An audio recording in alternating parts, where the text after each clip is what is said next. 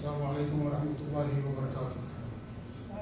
الحمدللہ رب العالمین الرحمن الرحیم مالک یوم الدین، واشهد ان لا الہ الا اللہ وحدہ لا شریک لہ، واشهد ان محمدا عبدہ ورسولہ المبعوث رحمۃ للعالمین، صلوات اللہ وسلامہ علیہ وعلی آلہ وعلی اصحابہ ومن اهتدى بهدیہ واستنى بسنتہ الی یوم الدین، وبعد۔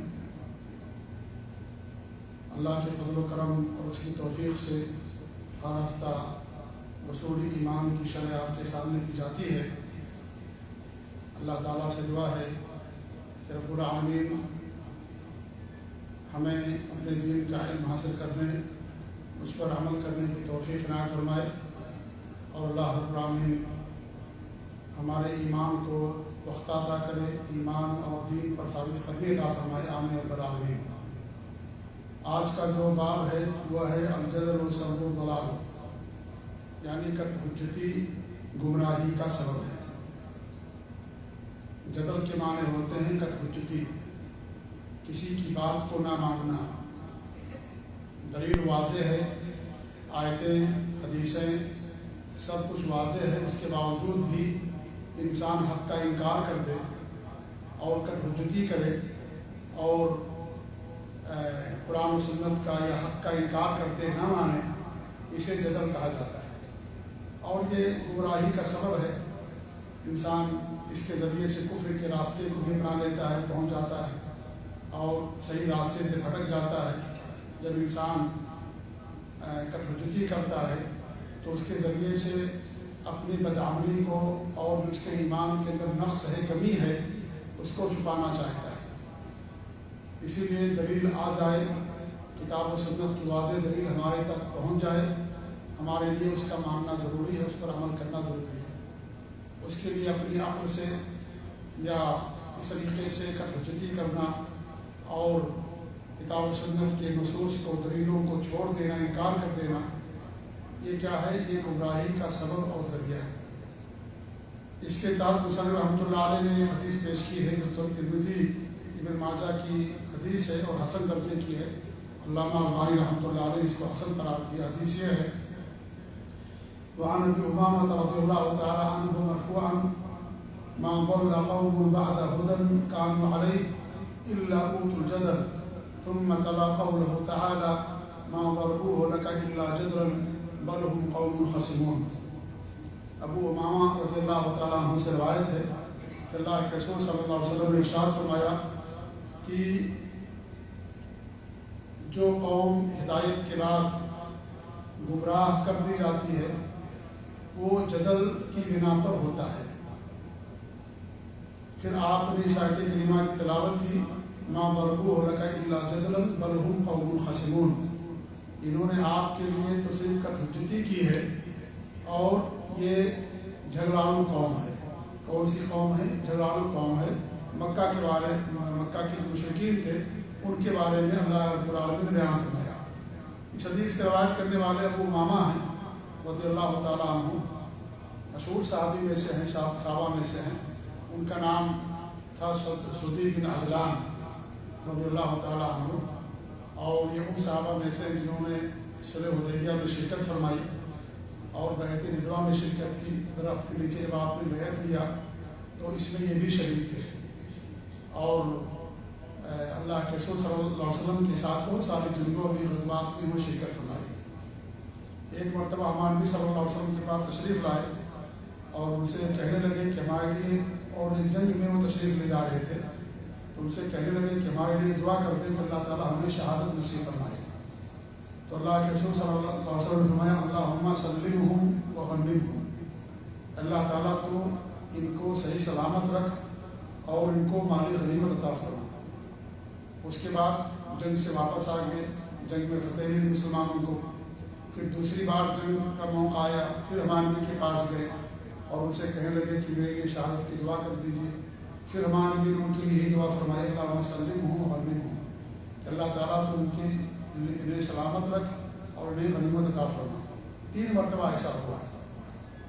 پھر وہ کہتے ہیں کہ میں اللہ کے رسول صلی اللہ علیہ وسلم کے پاس گیا اور میں نے کہا کہ مجھے کوئی سے عمل بتائیے جو ہمیں جنت میں داخل کرتا ہے۔ तो आपने कहा अलैका बिस्सौम फ़इन्नहु ला मिस्ल लह, तुम रोज़े को लाजिम पकड़ो क्योंकि रोज़ा जैसी कोई इबादत नहीं है। इस हदीस के रावी जो ताबी हैं रजा बिन हैवा फरमाते हैं कि खुद अबू उमामा रज़ियल्लाहु तआला अन्हु, उनकी बीवी, उनके खादिम आम तौर पर नफली रोज़े रखा करते थे, और जब भी दिन में कभी धुआं नज़र आता था इनके घर के ऊपर तो हम समझ जाते थे कि कोई मेहमान आया है, इसलिए उन्होंने उनके लिए खाना बनाया है। तो हमारे नबी की वसीयत थी, तो हमेशा ये आम तौर पर नफली रोज़ों का अहतमाम किया करते थे, क्योंकि नफली रोज़ा क्या है, इंसान की शहवतों को तोड़ देता है। और दो ही फितने हैं दुनिया के अंदर, एक शुबहात के फितने हैं और एक शहवत के फितने।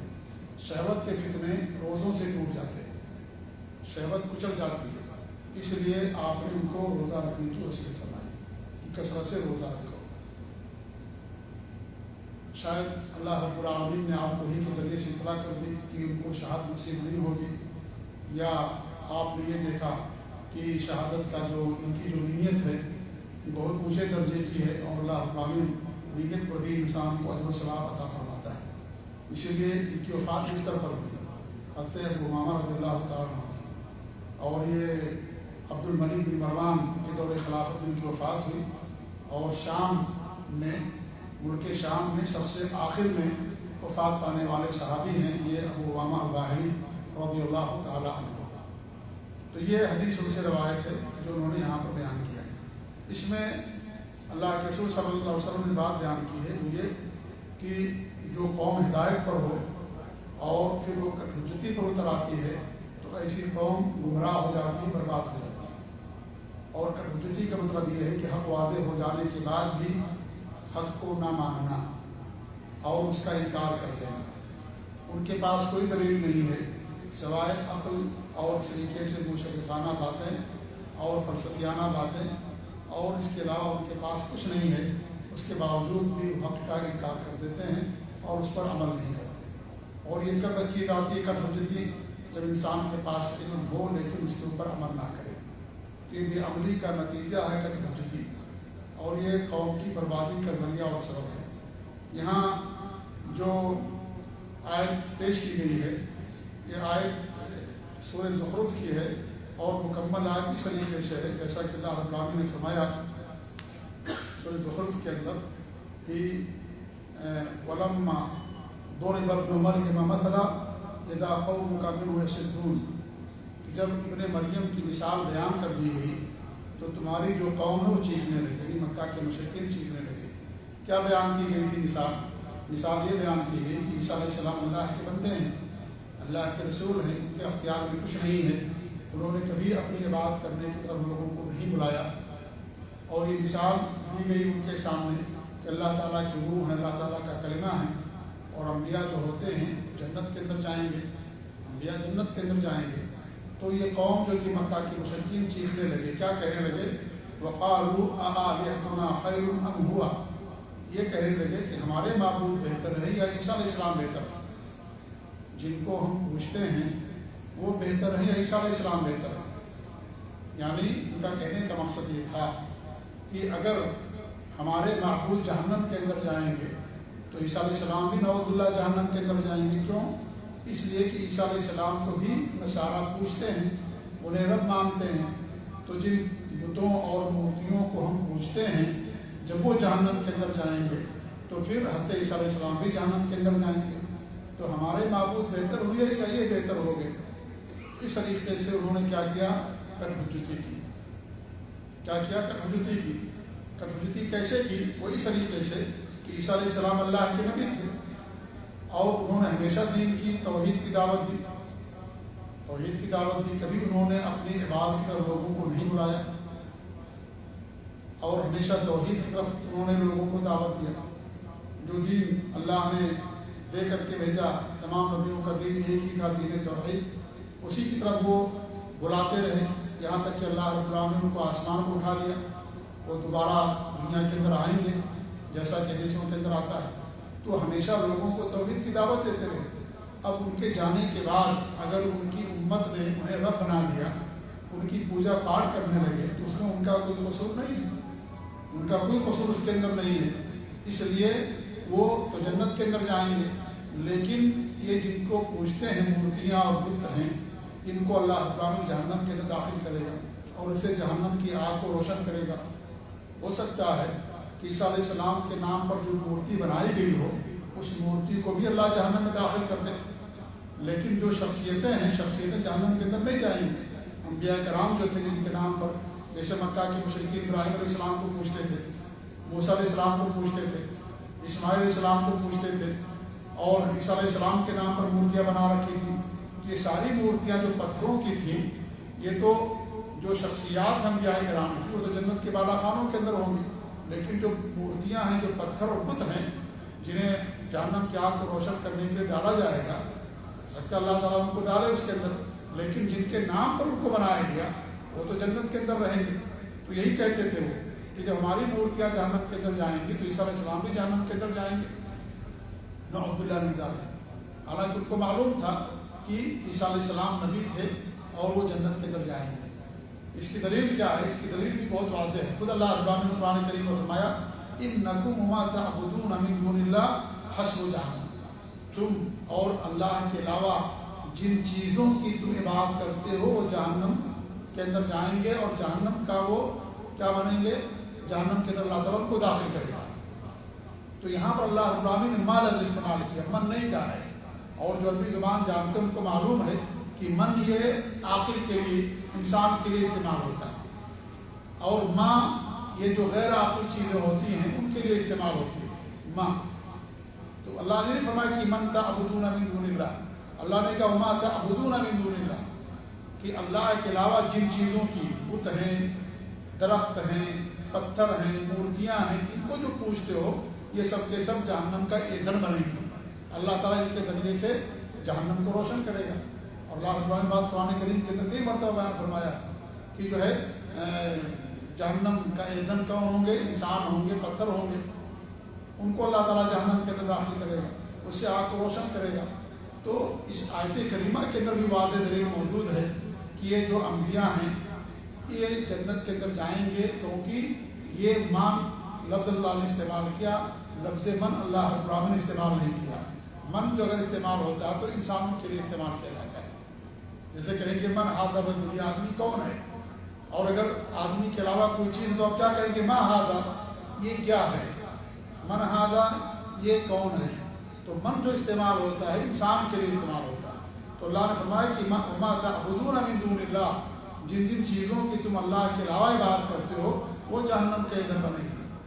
اور جو نیک لوگ گزرے ہیں ان کے لیے اللہ رب العالمین کا فرمان ہے ان الذین سبقت لهم منا الحسنى اولئک عنہا مبعدون، جن کے لیے ہماری طرف سے جنت واجب کر دی گئی ہے وہ جہنم سے ان کو دور کر دیا جائے گا، وہ جہنم کے اندر نہیں جائیں گے، کیونکہ اس میں ان کا کوئی قصور نہیں ہے۔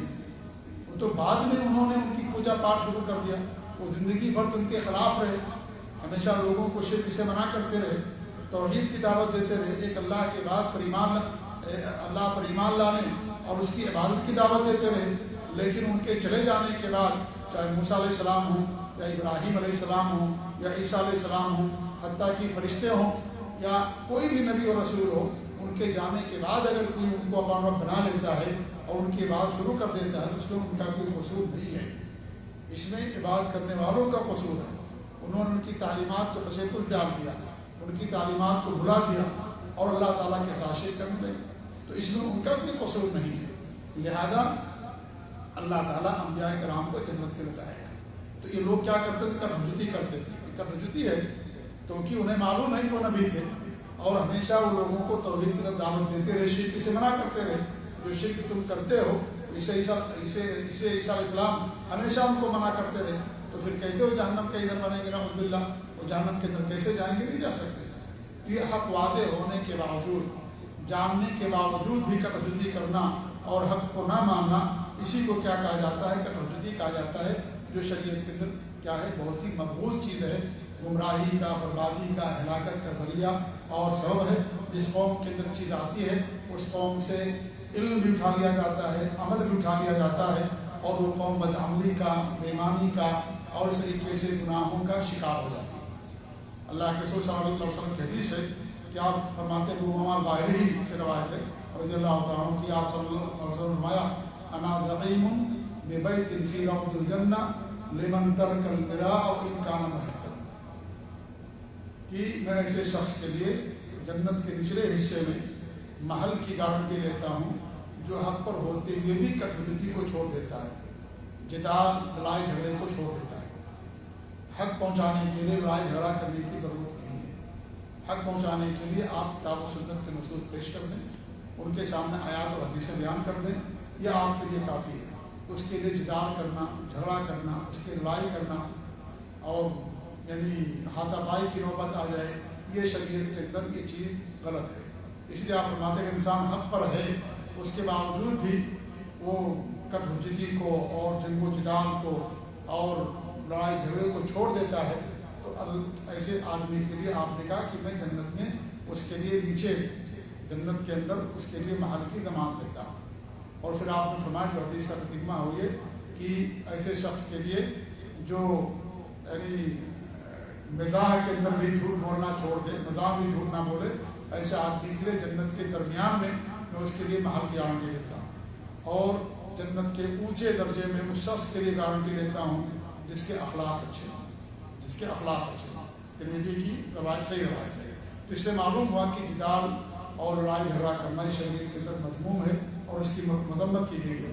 اس طریقے سے ایک اور روایت آتی ہے جس میں فرماتے ہیں کہ المراء فی القرآن کفر، قرآن کے بارے میں کٹوتی کرنا کفر ہے، یعنی قرآن کی ایک آیت کو دوسرے آیت سے جو ہے ٹکروانا اور اس کو پیش کرنا، اور اس کا مطلب یہ نہ ہو کہ حق ہمیں ملے، بلکہ اس کا مطلب یہ ہو کہ حق کا انکار کرنا، آیتوں کا انکار کرنا، اور یہ ثابت کرنا کہ دیکھیے قرآن کے اندر سب اختلاف ہے اور سب جو ہے ایسی ایسی چیزیں ہیں۔ یہ انسان کا اگر مقصد ہے کہ یہ کفر کا ذریعہ اور سبب ہے۔ قرآن اللہ نے اتارا ہے ایمان لانے کے لیے، نمبر 2 ہدایت کے لیے، ہدایت کا ذریعہ ہے قرآن کریم، نمبر 3 عمل کے لیے، اس کے لیے اللہ رب العالمین نے قرآن کریم کو نازل کیا، لڑائی جھگڑا کرنے کے لیے، کٹوتی کرنے کے لیے، اور اس طریقے سے ایک آیت کو دوسری آیت سے ٹکرانے کے لیے، یہ قرآن کریم کے نزول کا مقصد نہیں ہے۔ تو کٹوتی کیا ہے؟ یہ شریعت کے اندر بہت ہی مضمون چیز ہے۔ انسان مناظرہ کسی سے مجادلہ اس وقت کرتا ہے جب اس کی ضرورت ہو، اور ضرورت یہ ہو کہ حق کا اظہار، یعنی کہ انسان کا مقصد اپنے آپ کی برتری ہو، اپنے آپ کو برتر ثابت کرنا اور اپنے آپ کا مقصد جیتنا ہو۔ اور آج کل جو مناظرے ہو رہے ہیں عام طور پر اس کا مقصد یہ ہوتا ہے، انسان کا مقصد حق حاصل کرنا نہیں ہوتا ہے، بلکہ اپنی شخصیت کو اجاگر کرنا چاہتا ہے اور اپنی شخصیت کی برتری ثابت کرنا چاہتا ہے، اور اس کا مقصد حق قبول کرنا یا حق واضح ہو جانے کے بعد اسے مان لینا یہ مقصد نہیں ہوتا ہے۔ کیونکہ جو مناظرہ ہوتا ہے وہ مجمع میں ہوتا ہے اور اس میں سینکڑوں لوگ شریک ہوتے ہیں، ہزاروں لوگ اس کے اندر شریک ہوتے ہیں۔ اب ظاہر بات ہر انسان کے پاس ایک نفس ہوتا ہے اور وہ کہتا ہے کہ اگر لوگوں کے سامنے ہماری شکست ہو جائے گی، میں نے اگر قبول کر لیا تو سب کے سامنے ہماری بدنامی ہوگی، ہماری بےعزتی ہو جائے گی، اس لیے مناظرے کا فائدہ نہیں ہوتا ہے، زیادہ بہت کم اس کا فائدہ ہوتا ہے، اور اسی لیے سلف نے، علماء نے مناظرے سے لوگوں کو منع کیا، اور انہوں نے ضرورت کے تحت کبھی کبھی مناظرہ بھی کیا، اگر مقصد یہ ہوتا آدمی کا، سامنے والے کا کہ حق قبول کرنا، اگر یہ معلوم ہو جائے کہ اس کا مقصد صرف کٹوتی ہے اور حق قبول کرنا نہیں ہے، تو ایسے لوگوں سے مناظرہ کرنے سے پرہیز کیا کرتے تھے، نہیں کرتے تھے مناظرہ ان سے کرتے تھے جن سے معلوم ہوتا تھا کہ وہ حق کا متلاشی ہے، حق قبول کرنا چاہتا ہے اور اس پر کچھ اعتراضات ہیں یا کچھ اس کے پاس کچھ اشکالات ہیں، ان کو دور کرنا ہے، اس لیے کرتے تھے۔